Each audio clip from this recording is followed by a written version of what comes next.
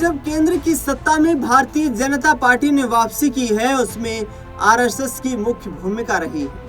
मुख्य भूमिका इस तरीके से रही है कि आरएसएस के तमाम वो फैसले जिनको बीजेपी ने इम्प्लीमेंट किया है, वो तमाम रणनीतियां जिसे बीजेपी ने इम्प्लीमेंट किया है, और बीजेपी के इस इम्प्लीमेंटेशन के चलते उन्हें मजबूती भी हासिल हुई है। दरअसल अब एक ऐसा पद है जिसको लेकर आरएसएस और भारतीय जनता पार्टी एक दूसरे के आमने सामने आकर खड़ी हो गई है। या यूं कहें कि बीजेपी के एक बड़े पद के चेहरे का ऐलान करने के लिए यहाँ मोदी, शाह और मोहन भागवत आरएसएस के बीच कहीं ना कहीं सियासी तकरार देखी जा रही है। वो पद है राष्ट्रीय अध्यक्ष का पद। जी हाँ, भारतीय जनता पार्टी के राष्ट्रीय अध्यक्ष का पद। बता दें आपको कि लोकसभा चुनाव 2024 के संपन्न होने के बाद जिस तरीके से प्रधानमंत्री नरेंद्र मोदी ने अपने 11 साल के कार्यकाल में पहली बार आरएसएस मुख्यालय का दौरा किया, और उसके बाद ये चर्चाएं तेज हुई कि अब बीजेपी नया राष्ट्रीय अध्यक्ष किसे बनाएगी, क्योंकि जेपी नड्डा जो इस वक्त कार्यकारी अध्यक्ष के रूप में काम कर रहे हैं, उनका कार्यकाल समाप्त हो चुका है। और ऐसे में चर्चा हो रही है लगातार कि आने वाले वक्त में किस तरीके से बीजेपी किसे यहाँ पर इस शीर्ष कुर्सी पर बैठाएगी, जिसकी अहम भूमिका होती है। इसमें सबसे चर्चित चेहरे और सबसे चर्चित नाम की जहाँ बात करें तो वो है संजय जोशी।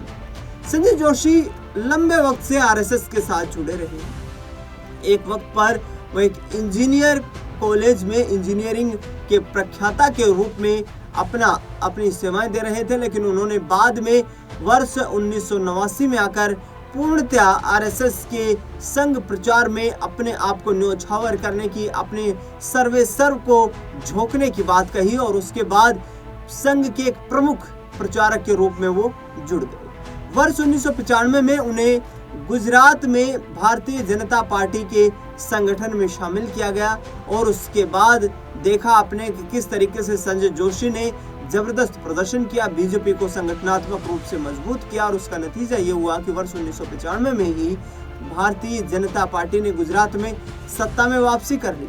30 साल से कांग्रेस पार्टी वहां पर सूखा काट रही है, लेकिन 2005 में उनकी एक अश्लील सेक्स सीडी वायरल हुई, जो एक बीजेपी की महिला नेत्री के साथ थी।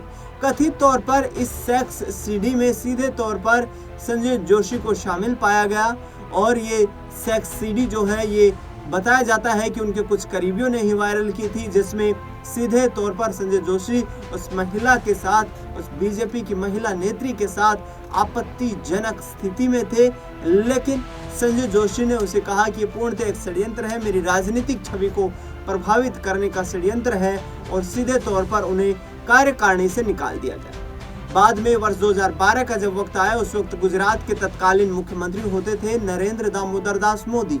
नरेंद्र मोदी ने उस वक्त फैसला लिया, और 2012 में भारतीय जनता पार्टी ने उनके दबाव में आकर आरएसएस से संजय जोशी को बर्खास्त कर दिया, उन्हें निकाल दिया गया। लेकिन अब फिर से चर्चा हो रही है, क्योंकि संगठन को मजबूत करने की बात है, संगठन के सबसे बड़े राष्ट्रीय अध्यक्ष पद को लेकर के चुनाव है, और इस चुनाव को कहीं ना कहीं उसी वक्त उसी तरीके से संपन्न करवाया जा सकता है जब मोदी शाह की इसमें पूर्णतः सहमति हो। लेकिन संजय जोशी के नाम को लेकर प्रधानमंत्री नरेंद्र मोदी अपनी सहमति नहीं जता रहे, ना ही अमित शाह अपनी सहमति जता रहे हैं। लेकिन संघ चाहता है, आरएसएस चाहता है कि आरएसएस की पृष्ठभूमि का कोई व्यक्ति ही बीजेपी का राष्ट्रीय अध्यक्ष बने। ऐसे में संघ और बीजेपी में तकरार है। संघ और बीजेपी की इस तकरार का कितना प्रभाव पड़ेगा, ये तो देखने वाला वक्त बताएगा। लेकिन संजय जोशी की बढ़ती फिर से सक्रियता कहीं ना कहीं प्रधानमंत्री नरेंद्र मोदी और केंद्रीय गृह मंत्री अमित शाह के लिए मुश्किलें खड़ी कर सकती है, क्योंकि टेक्निकली देखा जाए तो प्रधानमंत्री नरेंद्र मोदी संजय जोशी को पसंद नहीं करते हैं, लेकिन मजबूरन वश यदि उन्हें बीजेपी के राष्ट्रीय अध्यक्ष बनाए जाने की कोशिशें हुई और उनकी ताजपोशी हुई, तो ये बीजेपी के लिए भी एक बड़ा झटका हो सकता है, और प्रधानमंत्री नरेंद्र मोदी के कार्यकाल के लिए भी एक बड़ा झटका हो सकता है। क्योंकि सूत्रों के हवाले से जो खबरें सामने आती हैं, उसके मुताबिक 2029 के लोकसभा चुनाव से पहले ही प्रधानमंत्री को बदला जा सकता है, और किसी नए चेहरे को ये जिम्मेदारी दी जा सकती है, क्योंकि देश में जिस तरीके का माहौल है, मोहन भागवत सीधे तौर पर ये कह चुके हैं कि हमें हर धर्म के लोगों का सम्मान करना है। लेकिन प्रधानमंत्री नरेंद्र मोदी एक विशेष समुदाय को निशाना बनाकर कहते हैं कि उनका काम सिर्फ पंचर बनाने तक सीमित रहना है। दूसरी ओर ऑपरेशन सिंदूर में जिस तरीके से भारतीय सेना की कर्नल सोफिया कुरैशी ने अपनी बहादुरी का साहस दिखाया, उसके बाद बीजेपी के कई नेताओं की इस तरीके के बयान सामने आए, जिसमें उन्होंने सोफिया कुरैशी को कहीं ना कहीं एक अपमानित करने का काम किया।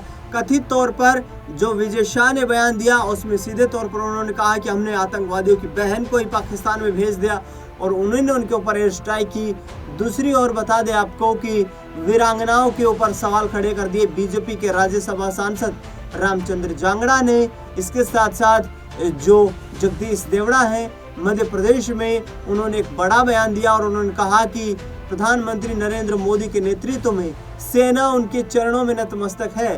तो इन तमाम बयानों से जो बीजेपी के नेता इस तरीके के बयान दे रहे हैं, इनसे आरएसएस अपना पल्ला झाड़ता हुआ दिखाई दे रहा है।